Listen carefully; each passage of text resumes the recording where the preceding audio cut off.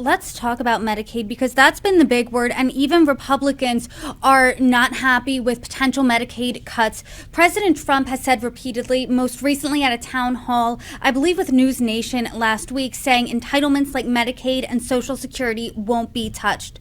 Do you believe that? Because, I mean, billions and billions of dollars have to be cut here. He's lying, and it's not an issue of anything other than math. You look at the budget they proposed to cut at least $880 billion from the Energy and Commerce Committee. If you take all of the budgets that Energy and Commerce oversee, they have less than $500 billion in spending unless you talk about Medicaid and Medicare.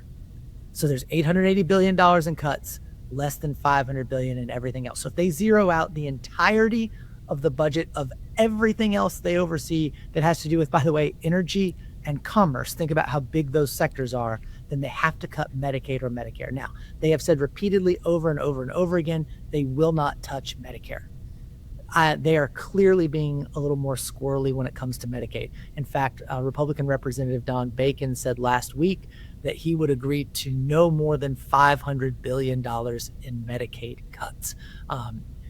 Almost explicit, but certainly implicit in that statement is they are going to cut Medicaid under this budget. Look, I'm going to get rid of all waste, fraud, and abuse in government. Get rid of it everywhere.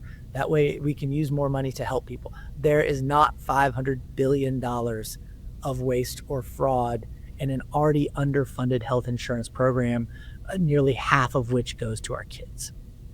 I mean, what are your Republican colleagues saying about this, even privately, because they have constituents that rely on Medicaid?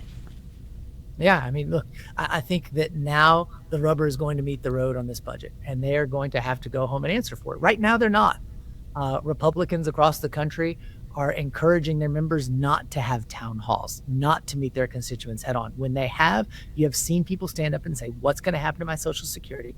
What's going to happen to our health insurance? Again, 40% of people nationwide who use Medicaid are children.